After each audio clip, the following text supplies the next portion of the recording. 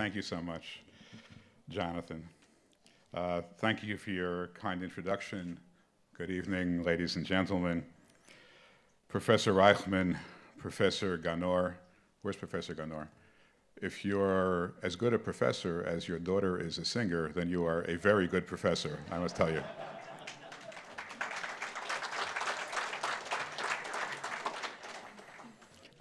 Minister Ardan, Lieutenant Colonel Bagley, Mr. Shavit, Commissioner Perino, ladies and gentlemen.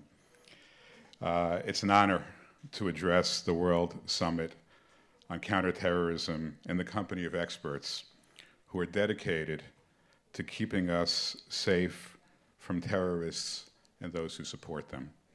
Our embassy is pleased to support the exchange of knowledge and information that takes place annually at this very special conference, and which contributes to the security of the United States, of the State of Israel, and of peace-seeking people everywhere.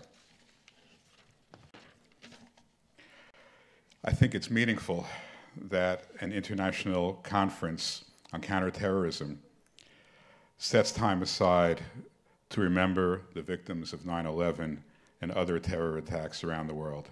It's entirely fitting that amidst discussions of how to fight and defeat terrorism, we also stop to remember the victims, mothers and fathers, children, siblings, first responders, and other innocents whose lives were taken by terrorists. Ultimately, terrorism is not just about technology, about strategy, and about tactics. Fundamentally, counterterrorism is about saving lives. This is also an opportunity to recognize the good people that make up the counterterrorism community. In the political world, even modest achievements are often recognized and applauded.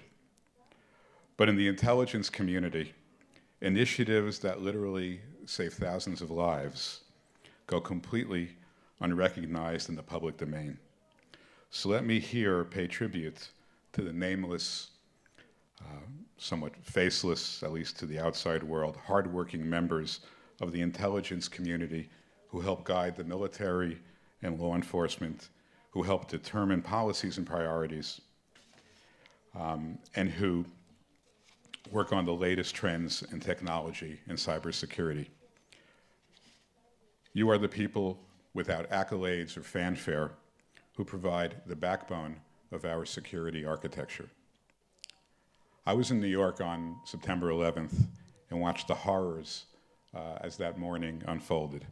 16 years ago today, almost 3,000 innocent lives, including those of 5 Israelis, were violently taken in attacks by terrorists on the Twin Towers, at the Pentagon, and a thwarted attack that brought United Airlines Flight 93, brought it down in Pennsylvania. Immediately following the attack on our nation, Americans were heartened by the true sympathy and support that we received from our Israeli friends. We know that Israelis shared not only our grief in the face of terrorism, but also our determination to strike at radical Islamic terrorists wherever they are, and to make sure that the tactics of radical Islamic terrorists never become political successes. I spoke this morning at an extraordinary event at the 9/11 Memorial in the Jerusalem Forest.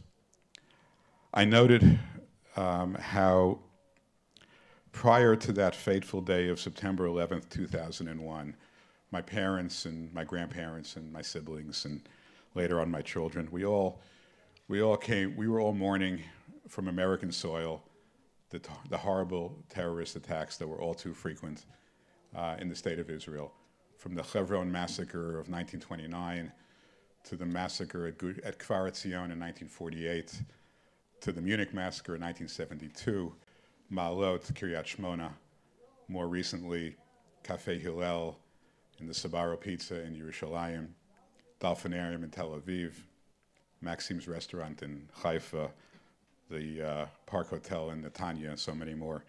These were all things that my entire family, 4 generations of my family, mourned from American soil looking to Israel. And then on September 11th, everything turned upside down. And we in America experienced our own horrible, horrific exposure to radical Islamic terrorism, and Israel mourned for us. And at that point, if not prior to it, the bond between the United States and Israel to always fight, defeat, and vanquish radical Islamic terrorism was forged, and it grows stronger and stronger every year and every day. The United States has no illusions about the high costs of fighting terrorists, wherever they are. Since 9/11, we have fought difficult wars in Afghanistan and Iraq, where our servicemen and women continue to make sacrifices, as well as newer battlefields in Syria and in Yemen.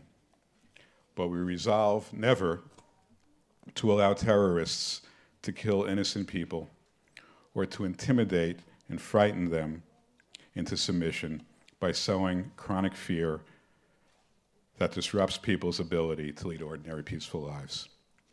This imperative guides the United States in protecting our citizens at home, and it guides America and its coalition partners in our mission to degrade and defeat ISIS and counter Iran's surrogates and proxies in the region, from Hezbollah to Hamas to the Houthis. In the past year, we have sadly seen the ghastly depths to which terrorists will sink.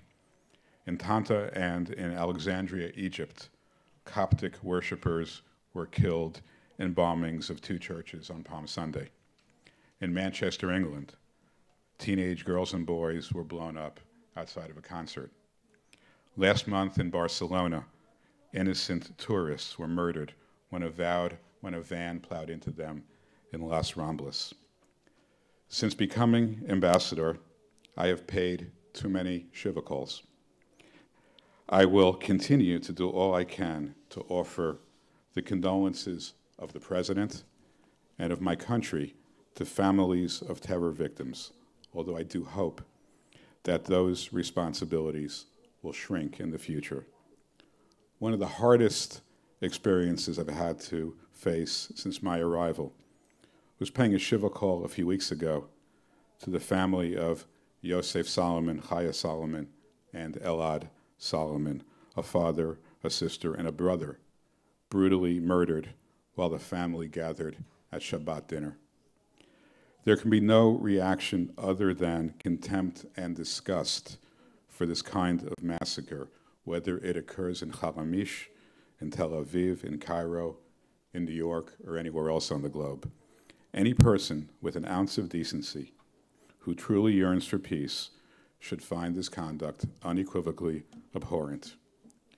Earlier in the summer, the President's senior advisor, Jared Kushner, and I went to another Shiva call in Givat Ezer to comfort the family of Hadass Malka, the border police officer who was stabbed to death by a terrorist near the Damascus gate when her patrol responded to another terrorist shooting.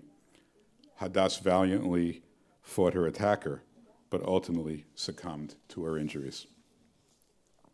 A few days before I went to visit the Solomon family, I traveled to Magar and Khurfesh to pay respect and console the families of Ha'il Sitawi and Kamil Shnaan, the 2 police officers murdered on the Temple Mount, where it was their job to make sure thousands of Muslims could come and go safely and pray at one of the holiest sites in the world.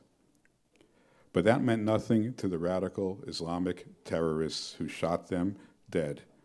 In the aftermath of the attack, the United States worked quietly to restore a delicate peace on the Har HaBayit. As I told the families of the police officers, we have to make sure that no family ever suffers like this again. Israelis aren't the only ones in the region suffering from terrorism. Palestinian kids taught to hate Jews instead of being taught math and science are the human sacrifices and the cause of radical extremism. Born into such a system where their families receive financial benefits, generous benefits from a martyr's fund if they die in the act of terror, they hardly stand a chance at a good and peaceful life. Take all the money the Palestinians pay to terrorists. You can hire the best teachers, buy the best textbooks, build the best classrooms. This terrible cycle of violence must be broken. The United States and Israel cooperate intensively on counterterrorism, not all of which can be discussed here. We share intelligence, we confer on strategies for counterterrorism and homeland security. We collaborate on many new technologies. Our countries regularly conduct joint exercises to improve our military capabilities, enhance interoperability, and strengthen our bilateral security relationships. In all of those areas, I can say without reservation, in Israel, we have an outstanding ally and partner. I say this from my own experience, and I say this from having had the opportunity to interact with all arms of the United States military and intelligence services. There is no partner as reliable, as important as the State of Israel. Israel has a robust legal framework as well to counter terrorism and promote international legal assistance in the investigation and prosecution of terrorists. We are grateful to the fine work of the Israeli Money Laundering and Terror Finance Prohibition Authority, which does important work countering money laundering and financing of terrorists. The Shin Bet, the Israel National Police, both work regularly in cooperation with the United States law enforcement agencies on cases involving U.S. citizens killed in terrorist attacks. And our countries hold numerous interagency counterterrorism dialogues to discuss the broad range of threats in the region and determine areas of collaboration to address these challenges. Last November, some of you may remember a regional counterterrorism operation disrupted a potential attack on the Albania-Israeli World Cup qualifying soccer match and led to the arrest of 4 individuals in Albania who were linked to ISIS. That was but one success among many operations about which much is better left unsaid. In a few days, I will be back in New York at the UN General Assembly, where counterterrorism is one of the policy priorities on which the United States will engage. We will continue to work on strengthening multilateral counterterrorism cooperation and capacity building. This includes global initiatives to defeat ISIS, Al-Qaeda, and other terrorist and violent extremist groups, cutting off resources that support them, countering terrorist messaging, and curbing the movement of foreign terrorist fighters. In the final analysis, the day is still far away when counterterrorism is not a critical part of our respective governments' exercises. We yearn for such a day, but realistically, the task of countering radical jihadists and others who would destroy our way of life must continue and it must strengthen. On behalf of my government, I thank everyone here for their extraordinary efforts. I look forward to the continued close coordination and cooperation of the United States and Israel in their incredibly successful and robust partnership. And I pray for the day when the scourge of terrorism is eradicated from our planet.